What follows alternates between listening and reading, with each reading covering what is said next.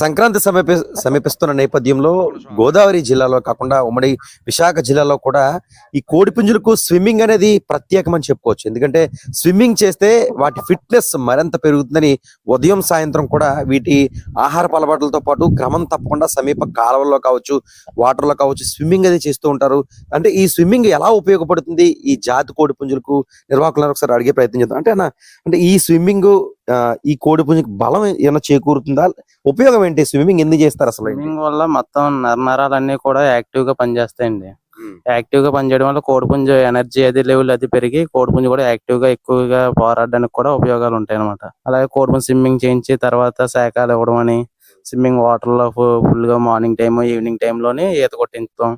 ఒక 2 నుంచి 5 మినిట్స్ దాకా ఈత కొట్టించడం. మార్నింగ్ 5 మినిట్స్, ఈవినింగ్ 5 మినిట్స్ ఈత కొట్టిస్తాం అన్న. ఈత కొట్టించిన తర్వాత కోడిపుంజుని శాఖలు అయ్యేస్తాం ఈవినింగ్ టైంలో. ఈవినింగ్ శాఖలు అవ్వడం వల్ల దీనికి నరాలన్నీ కూడా కోడిపుంజు మంచి స్ట్రాంగ్ గా తయారవి కోడిపుంజు దెబ్బలాటకి వెళ్ళినప్పుడు మనకి పందెంలో కూడా బాగా దెబ్బలాడడానికి ఎక్కువ అవకాశం ఉంటుంది అన్న. ఇది చలి ఎఫెక్ట్ ఏమన్నా దీని మీద ప్రభావం చూపిస్తుందా? అంటే ఈ ఇలా అంటే ఇది అలవాటైపోద్దా? ఉదయం సాయంత్రం చన్నీళ్ళు కదా ఇలా వీటికి చలి అలాంటిది ఏమి ఉండదు అన్న. చలి అంటే ఏముండదు. మామూలుగా మార్నింగ్ టైంలో మనం వాటర్ కూడా కొడతాం కోడిపుంజులకి.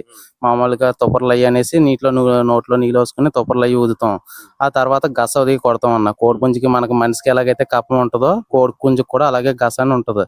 ఆ గస కొద్దిగా వాటర్ వేసుకుని నోట్లో వాటర్ వేసుకుని ఇలా నోట్లో కోడిపుంజుని కొన్ని నీళ్ళు వేసుకుని ఇలా కొడితే లోపల ఉన్న కాపం గస లాంటిది అంతా కూడా వచ్చేస్తుంది. వచ్చేసిన తర్వాత మనం మార్నింగ్ టైంలో వాటర్ తుప్పర్లా కొట్టుకుని కోడిపుంజు వదిలేస్తాం కాబట్టి మనకి వీటికి చలి వేడి అలాంటిది ఏమి ఉండదు అన్న.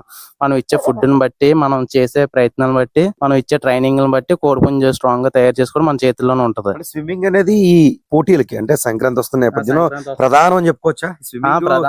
స్విమ్మింగ్ చేస్తే ఎదటి పుంజు ఎలాంటిదైనా సరే కొడతదా? ఖచ్చితంగా కొడుతుంది అన్న. స్విమ్మింగ్ చేయించి తర్వాత శాఖలు ఇస్తే ఎలాంటి కోడిపుంజు అన్నా సరే ఏ రమారమిల్లో కూడా రాపుల్లో కూడా అవసరం అయితే టైం వచ్చినప్పుడు మన కోడిపుంజు స్ట్రాంగ్ గా నిలబడే అవకాశం ఉంటది. తర్వాత గట్టిగా దెబ్బలాడడానికి కూడా చాయిస్ ఉంటది అన్న. మనం శాఖలు ఇస్తాం కాబట్టి కోడిపుంజు దగ్గర ఇంకా లూజ్ గా ఏమి ఉండదు. మంచి టెంపర్ గా మనం జిమ్ కి వెళ్ళిన బాయ్స్ అంటే ఎలా ఉంటారో కోడిపుంజు కూడా అలా తయారవుద్ది అనమాట. ఏ జాతి కోడిపుంజు? దీని కాస్ట్ ఎంత ఉంటుందో? చాలా పెద్దదిగా ఉంది. దీని కాస్ట్ వచ్చి దీని ఏజ్ వచ్చి ఒక 11 months ఉంటది అన్న, 12 months అలాగా.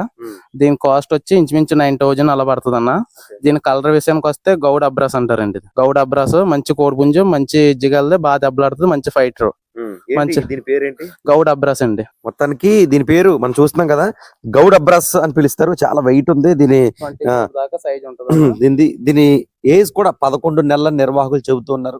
ప్రతిరోజు ఉదయం సాయంత్రం స్విమ్మింగ్. నిజానికి చలికాలం అయినప్పటికీ కూడా స్విమ్మింగే ప్రధానం. స్విమ్మింగ్ ద్వారానే జాతి పక్షులు అంటే జాతి పుంజు కావడంతో ఎదట పుంజు ఎంత జాతి పుంజు అయినా సరే ఖచ్చితంగా ఒక్క దెబ్బతో కొట్టే విధంగా ఇవి కనిపిస్తూ ఉంటాయన్నారు. నిజానికి 11 నెలల్లో ఇది అత్యధిక బరువు పొడవుతో పాటు పూర్తిగా ఒక గాంభీర్యంతో అయితే మాత్రం కోడిపుంజు ఈ గోదావరి జిల్లాలో కాకుండా ఉమ్మడి విశాఖ జిల్లాలో కూడా కనిపిస్తున్న పరిస్థితి మాత్రం నెలకొన్నాయి.